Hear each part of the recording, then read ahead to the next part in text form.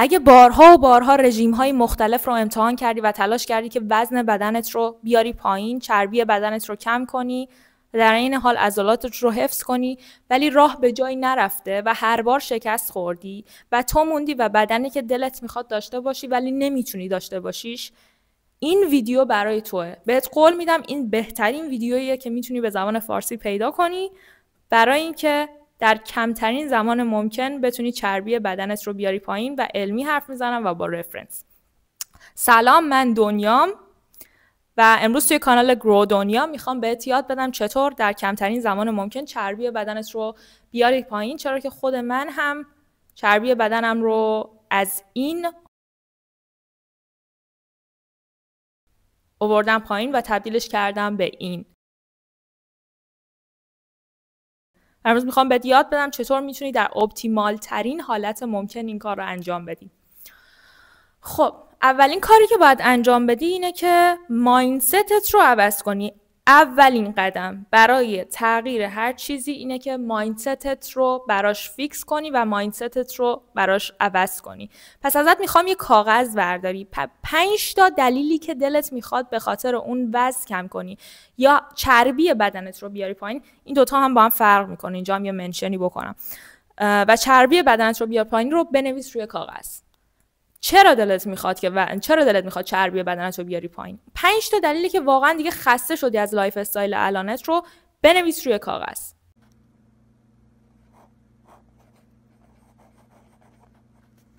چون من بارها و بارها توی تمام ویدیوهام گفتم که اولین قدم برای تغییر مایندسته.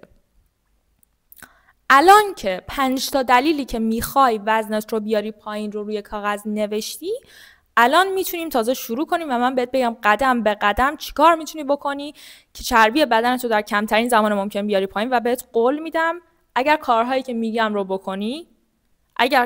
بهت میگم رو بکنی، دیگه واقعا تا آخر زندگیت میدونی که باید با بدنت چیکار کنی و وزنت رو چطوری فیکس بکنی. خب اولین کاری که میخوام ازت بکنی چیزی نیست به جز نقصان کالری یا کالری دفیسیت. یعنی چی؟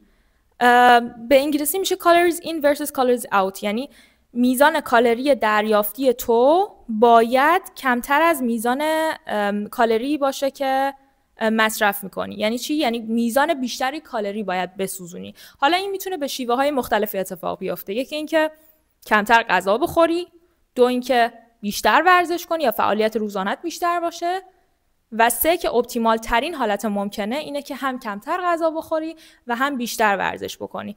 برای این کار ازت میخوام که اولا که وبسایت های خیلی مختلفی هست، میتونی خیلی ساده سرچ بکنی توی گوگل، مثلا کالری کلکیولیتر، یا توی چت جی پی تی بپرسی ازش سنت رو، وزنت رو، قدت رو و میزان فعالیتی که در طول هفته داری بهش میدی و اون بهت یه چیزی میده به اسم کالری مینتینس، یعنی میزان کالری مینتینس تو. کالری مینتینس یعنی چی؟ الان برای توضیح میدم. یعنی اینکه میزان کالری که تو اگر در طول روز استفاده بکنی، مصرف بکنی، یعنی وارد بدنت بکنی، بدنت تو به همین شکلی که هست میمونه، نه لاغر میشی نه چاق میشی.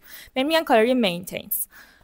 این رو برات محاسبه میکنه. پس اولین قدم برو توی گوگل یا برو از چت جی پی تی بپرس که چطوری. یه سیستم دیگه هم داره، میتونید وزنتون رو به LBS ضرب در عدد 13 بکنید، بازم به دست میاد. ولی برو و کالری مینتینس رو با وزنت، قدت، وزنت و میزان فعالیتت حساب بکن. حالا تو یک عددی داری، مثال میزنیم 2500 کیلوکالری مینتینس تو. یعنی تو اگر در طول روز 2500 تا کیلوکالری بخوری یا غذا استفاده بکنی، نه چاق میشی و نه لاغر میشی. حالا برای اینکه وزن کم بکنی ازت میخوام که 500 کیلوکالری کمتر از کالری مینتینست غذا بخوری اگر خیلی اضافه وزن داری. اگر مثلا اوکی و میخوای فقط صرفا خطای بدنت یا عضلاتت خیلی مشخص‌تر بشن یا لین‌تر بشی، 200 تا 300 کیلوکالری کافیه. پس ازت میخوام که 500 کیلوکالری یا اگر لاغرتر 200 یا 300 کیلوکالری زیر کالری مینتینست غذا بخوری. خب ولی مهمتر از این که زیر کالری مینتینس غذا بخوری، یعنی توی کالری دفیسیت باشی، یه چیز دیگه است به اسم اینکه چی مصرف میکنی، یعنی مایکروهات چی هستن، اصلا چه غذایی رو وارد بدنت میکنی. میزان پروتئین مصرفی ما خیلی مهمه، به خاطر اینکه شما میخواید در عین اینکه چربی بدنت رو میارید پایین، عضلاتتون رو حفظ بکنید. در نتیجه کاری که میتونید بکنید اینه که 0.8 گرم پروتئین به ازای هر کیلوگرم از وزن بدنتون پروتئین مصرف بکنید. اینم خیلی ساده است، خیلی ساده میتونید یک دونه وزنه آشپزخونه بگیرید، بهترین کاری که میتونید در حق خودتون بکنید، و بعد از یکی از این اپ‌های که تو فارسی هم خیلی داریم، توی ایران هم زیاد داریم، استفاده بکنید برای اینکه حساب بکنید میزان کالریتون رو و میزان پروتئین مصرفیتون رو و غیره. 50 گرم میتونید چربی مصرف بکنید، به نظرم عدد خوبی هم برای خانم‌ها هم برای آقایون برای شروع، و بقیه‌اش رو میتونید کربوهیدرات مصرف بکنید. پس چی شد؟ 0.8 گرم پروتئین به ازای هر کیلوگرم از وزن بدن 50 گرم چربی، و بقیه‌اش رو میتونید کربوهیدرات مصرف بکنید. خب پس چی شد؟ اولین قانونی که باید رعایت بکنید اینه که توی نقصان کالری باشید. یعنی چی؟ یعنی کالری مینتینستون رو حساب کنید، اون کالری که باهاش نه چاق میشید نه لاغر میشید رو حساب کنید، و 500 کیلو کالری زیر اون غذا بخورید. در نتیجه پس کاری که باید انجام بدید اینه که کالریاتون رو بشمارید. این رو برای همه پیشنهاد نمی‌کنم، برای کسایی که واقعا میخوان وزن کم بکنن و چربی بدنشون رو خیلی اپتیمال بیارن پایین، خیلی پیشنهاد میکنم. یه سری از بچه‌ها که حالا ایتینگ دیسوردر دارن یا مشکل رابطه‌شون با غذا خوب نیست، کلا کالری شمارش براشون زیاد جالب نیست، ولی به صورت کلی خیلی اپتیماله. دومین کاری که ازت میخوام که بکنی، پس اولیش کالری دفیسیت بود، نقصان کالری. بریم سراغ قانون شماره 2. ما راجع به کالری دفیسیت صحبت کردیم و راجع به نقصان کالری بهت گفتم که کالری مینتینس تو حساب کنی توی اینترنت، توی چت جی پی تی، خیلی راحت با هر اپلیکیشنی میتونی حسابش کنی. و ازت میخوام که 500 کیلو کالری اگر خیلی اضافه وزن داری و 200 یا 300 کیلو کالری اگر کمتر اضافه وزن داری بری توی نقصان کالری، و این به معنیه که کالریت رو باید ترک کنی. حالا میتونی از اپلیکیشن‌های مختلف که توی ایران هم هستن، این ویدیو اسپانسر نیست ولی مثلا فکر کنم میتونید از کرفس استفاده بکنید. و یک مدتی باید کالریتون رو شروع کنید به حساب کردن گرم به گرم، قشنگ حسابش بکنید و بشماریدش. و ازتون میخوام فقط 500 کیلو کالری زیر کالری مینتینستون غذا بخورید. قانون شماره 2 چی بود؟ قانون شماره 2 به اندازه قانون شماره 1 خیلی مهمه. ما راجع به یک بحثی داریم صحبت میکنیم به اسم TDEE Total Daily Energy Expenditure. یعنی چی؟ یعنی میزان انرژی که بدن شما به صورت کلی در طول روز میسوزونه یا مصرف میکنه. شاید خیلی باورتون نشه ولی کلا 5% از این کل این میزان انرژی که بدنتون مصرف میکنه با ورزش سوزونده میشه در طول روز وقتی باشگاه میرید. و خیلی چیزای دیگه ای هستن که خیلی بیشتر توش دخیلن. یکیش اینه که مثلا بدن شما غذا رو هضم میکنه یا دایجستش میکنه. و جالبه که بدونید وقتی شما پروتئین مصرفیتون رو میبرید بالا، میزان انرژی که بدنتون میسوزونه که این غذا یا پروتئین رو هضم میکنه 20 تا 30% بالاتر از میزان انرژی که برای کربوهیدرات یا چربی میسوزونه. پس سعی کنید پروتئین مصرفیتون رو ببرید بالا. نکته دیگه که خیلی ها نسبت بهش بی‌توجهن اینه که یک بار در طول روز میرن باشگاه و به کل روز دیگه توجهی نمیکنن. منظورم اینه که فعالیتی دیگه ندارن و کل روز نشستن. بحثی که اینجا هست بحث راه رفتنه. میزان فکر میکنم که 30% از این TDEE یا 40% از این TDEE دقیقاً میزان فعالیتی که شما به صورت کلی در روز میکنید. چقدر راه میرید، چقدر ایستادید، اینا خیلی مهمه. و الان میخوام بهت یک فرمولی بدم و ازت میخوام که توی 5 هفته آینده این کار انجام بدی. بهت قول میدم چربی‌هات یک جوری ذوب میشن که خودت باورت نشه. خب کاری که انجام باید بدی اینه که هفته اول یه دونه از این ساعت‌ها میتونی بگیری یا خیلی راحت گوشیتو بگیری دستت و یه قدم شمار روش نصب کنی و شروع کنی به ترک کردن قدمات. هفته اول 10,000 تا قدم راه برو. چیزی نیست، واقعا خیلی راحت میتونی پرش بکنی. اگر با کمبود زمان مواجهی میتونی روزها 1 ساعت زودتر بلند شی یا بعد از سر کارت بری 1 ساعت راه بری 2 ساعت راه بری و پر میشه راحت. هفته دوم 11,000 تا، یعنی هر هفته 1000 تا بیا روش. هفته سوم 12,000 قدم. هفته چهارم 13,000 قدم. هفته پنجم 14,000 قدم و هفته ششم 15,000 قدم. و اگر بتونی چند هفته روی همین 15,000 قدم بمونی واقعا به معنی واقعی چربی‌هات ذوب میشن، چون بهترین نوع کاردیو یا هوازی که میتونی داشته باشی چیزی نیست به جز راه رفتن. پس این بود بحث TDE یا قانون شماره 2. خب بریم سراغ قانون شماره 3. میخوام راجع به یک چیز به شدت مهم صحبت بکنم که خانم‌ها خصوصا تو ایران باهاش همچنان خیلی مشکل دارن، ولی خیلی خوشحالم که خیلی میزان بیشتری از خانم‌ها دارن الان انجامش میدن و اون چیزی نیست به جز وزنه زدن. وزنه زدن شما رو بالکی یا حجیم نمیکنه مثل آقایون، واقعا این کار رو نمیکنه، مگر اینکه واقعا میزان پروتئین و کربوهیدرات و ایناتون خیلی دیگه بالا باشه و واقعا مثلا یکم چیز بشید. اونایی هم که میبینید، اون آقایونی که میبینید خیلی حجیمن، اونا خیلیشون دارو و استروید و اینا استفاده میکنن. وزنه زدن خیلی مهمه. شما وقتی پیر میشید میخواید عضلاتتون محکم سر جاش باشن که بتونید راه برید، بتونید قدم بزنید، بتونید کار روزانه‌تون رو انجام بدید. وزنه زدن واقعا خیلی مهمه، خصوصا شما وقتی میخواید وزن کم کنید و چربی کم کنید، میخواید عضلاتتون رو حفظ بکنید. چرا؟ چون شما وقتی که عضله‌ای نداشته باشید و چربی بدنتون رو بیارید پایین، وزن کم بکنید و در کنارش عضله هم از دست بدید، در نهایت یک چیزی میشید که در واقع یه جوری اسکینی فته، یعنی لاغر شدی ولی فرم بدنت اصلا قشنگ نیست، یعنی اون زیبایی بصری رو نداره از لحاظ فیزیکی.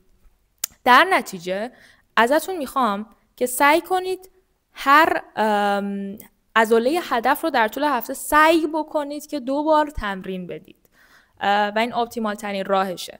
خیلی هم به این قضیه توجه بکنید که فرمتون درست باشه. و یک چیز دیگه که خانم‌ها خیلی ازش میترسن و من واقعا امیدوارم بتونم توی حالا این ویدیوهایی که میذارم این مایندست رو عوض بکنم، اینه که وزنتون رو سعی کنید زیاد بکنید. واقعا بدن شما مردونه نمیشه. سعی بکنید وزنتون رو هر دفعه اگر میتونید ببرید بالا. با یک وزنه صورتی 2 کیلویی شروع نکنید کار کردن، این واقعا جایی رو نمیبره. وزنتون رو هر دفعه سعی بکنید یه مقدار ببرید بالاتر، برای اینکه بتونید عضله بسازید و فرم قشنگی از بدنتون رو در بیارید. این شد قانون شماره 3 راجع به وزنه زدن که خیلی مهمه برای اینکه بدن مورد علاقت رو داشته باشی. بیاین راجع به هوازی صحبت کنیم. قانون شماره 4 راجع به هوازی. اگر بخواید یه هوازی رو با یک دستگاه مثل تردمیل، مثل استرمستر، مثل الیپتیکال داشته باشید، این چطوری باید باشه؟ خیلی راجع به این قضیه صحبت نمی‌کنه، ولی بحث اینجاست که شما وقتی هوازی با شدت بالا انجام میدید، مثلا شروع می‌کنید به خیلی تون دویدن یا خیلی شدید هوازی زدن، بحث اینجا که بدن شما خیلی دیجیتاله. دیجیتال شاید کلمه درستی نباشه، ولی به نظر من بدن ما خیلی اتومات کار میکنه. بدن شروع میکنه به جای اینکه چربی بسونه. تو هدفت چیه؟ هدفت اینه که چربی کم کنی، برای همین میری روی تردمیل و شروع میکنه به دویدن خیلی شدید. اتفاقی میفته اینه که بدن تو به جای چربی بیشتر، با اینکه کالری بیشتری داری میسوزونی، بیشتر کربوهیدرات رو توی فرم گلیکوژن میسوزونه و در نتیجه ممکنه خیلی اپتیمال نباشه. حالا ممکنه برای کاردیوواسکولار سیستمت، یعنی سیستم قلبی عروقیت، خیلی اوکی باشه، ولی به صورت کلی برای کاهش وزن کار اپتیمال تری که میتونی انجام بدی اینه که بیای کاردیو یکم لو ایمپکت انجام بدی. چطوری میتونی هوازی لو ایمپکت انجام بدی؟ ضربان قلبت رو میتونی اندازه بگیری. حالا یا دوباره با این ساعت‌ها یا خود بیشتر دستگاه هوازی مثل تردمیل و اینا خودشون میتونن ضربان قلبت رو اندازه بگیرن. بهترین و اپتیمال ترین راه ممکن اینه که بین 130 تا 140 بیت بر ثانیه باشه و این خیلی مهمه. خیلی مهمه که به جای اینکه بیاید چربی بسوزونید، کربوهیدرات نسوزونید. درچه اپتیمال ترین راهش اینه. باز دوباره الان میتونم یه فرمول بهت بدم که توی هفته چجوری کاردیو بزنی علاوه بر اون قدم روزانه. اون خیلی مهمه. اون قدم روزانه به کنار، اگر میخوای واقعا دیگه یه پکیج کامل داشته باشی، میتونی یه هوازی رو هم در کنار ورزش قدرتی جا بدی و اون اینطوریه که میتونی هفته اول 15 مین هوازی بزنی، هفته دوم 15 مین هوازی بزنی، هفته سوم 20 مین، هفته چهارم 20 مین و هر 2 هفته یک بار 5 مین ببری روی میزان هوازیت. و وقتی که به 40 دقیقه رسیدی دیگه نگهش داری و تعداد روزها هم که در طول هفته میتونی هوازی بزنی رو میتونی هر هفته زیادش بکنی. و این فرمی از کاردیو یا هوازی که من الان به توضیح دادم کمترین میزان عضله سوزی رو داره، چون تو نمیخوای ماهیچه از دست بدی. در نتیجه بهتره که کاردیو لو ایمپکت بری برای اینکه در کمترین میزان ممکن، بازم میگم، چربی بدنت رو بیاری پایین و در این حال عضلات رو حفظ بکنی. پس ما راجع به هوازی هم صحبت کردیم. آخرین بحثی که میخوام راجع به صحبت کنم و خیلی بهش بی‌توجهی میکنن، یک بحثی به شدت مهم و واقعا خیلی‌ها تأثیرش رو روی کاهش وزن در نظر نمیگیرن و اون چیزی نیست به جز خواب.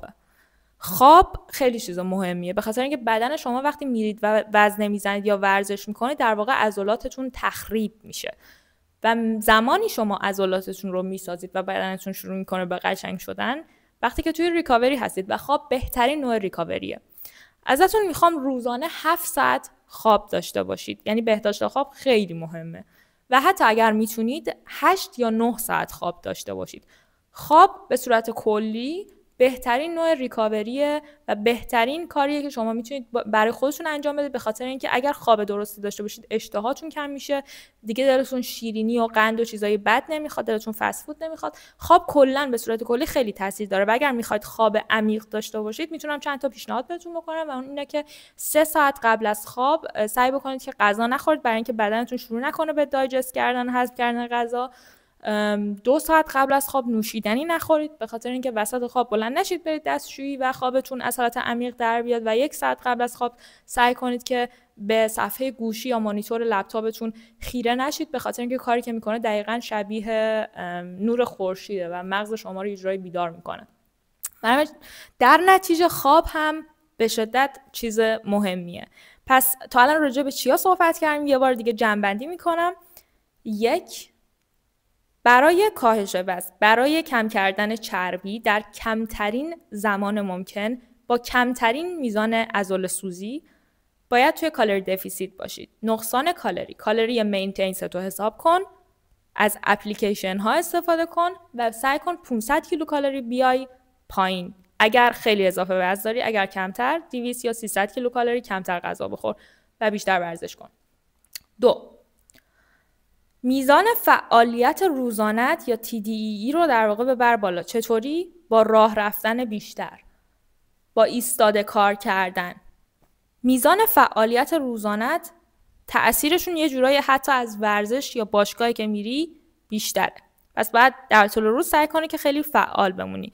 حتی یه کاری که میتونم الان بهت بگم بکنی و الان به ذهنم اومد اینه که من خودم انجام دادم. اینه مثلا اگر کارت آفیسیه یا خیلی نشسته پشت کامپیوتری، هر 1 ساعت 55 دقیقه در واقع که گذشت 5 دقیقه بلند شو و راه برو. من خودم میرفتم سر کار، هر 55 دقیقه 5 دقیقه میرفتم توی راپلا، میرفتم بالا و میومدم پایین و این قانونیه که باعث میشه که تو خیلی نشسته نمونی.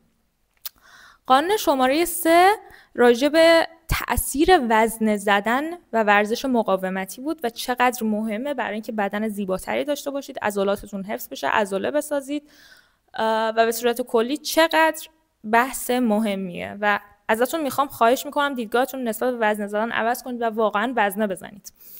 و بحث شماره 4 بحث کاردیو یا هوازی بود. اگر بخواید با دستگاه انجامش بدید، بحث کاردیو هوازی بود، اینکه چطوری لو ایمپکت انجامش بدید. سعی کنید که هارت ریتتون یا ضربان قلبتون رو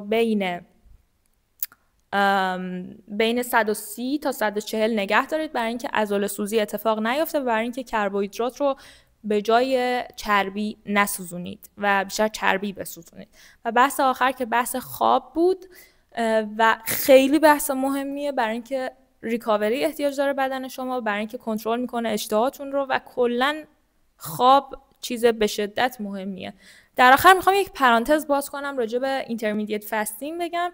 اینکه برای خیلی اپتیماله، صرفاً برای اینکه یک روشیه برای اینکه توی نقصان کالری قرار بگیرید. چرا؟ چون شما توی اینترمدیت فاستینگ توی یک بازه‌ای غذا میخورید و اون بازه مثلا اگر اینترمدیت فاستینگ یا خودمون یه جوری به فارسی چی بهش میگیم، فاستینگ یا روزه، در واقع یه جور روزه، اینه که شما مثلا اگر 16-8 بگیرید یعنی 16 ساعت چیزی نمیخورید، 8 ساعت غذا میخورید و چون این پنجره غذا خوردن کم میشه، در نتیجه شما میزان کمتری غذا وارد بدنتون میکنید و خیلی ناخودآگاه میرید توی نقصان کالری. برای من خودم شخصا خیلی تاثیرگذار بود و به نظرم اگر حتما با آزمایش و اینا و حتما با صحبت کردن با یک متخصص میتونه روش خیلی خوبی هم باشه برای تو.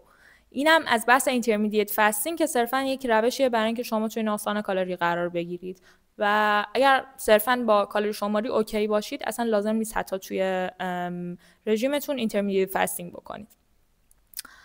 That's it. همین خواستم که توی یک ویدیو به صورت کلی همه‌شو با هم جمع کنم بلکه کمکی بشه بهتون. خیلی خوشحالم بازم از اینکه توی کانال من هستید. توی ویدیوهای آینده بازم دوباره میبینمتون. اگه درخواستی دارید توی قسمت کامنت ها برام بنویسید، حتما میخونمش و حتما براش ویدیو میسازم. تا یه ویدیو دیگه، خدافظ.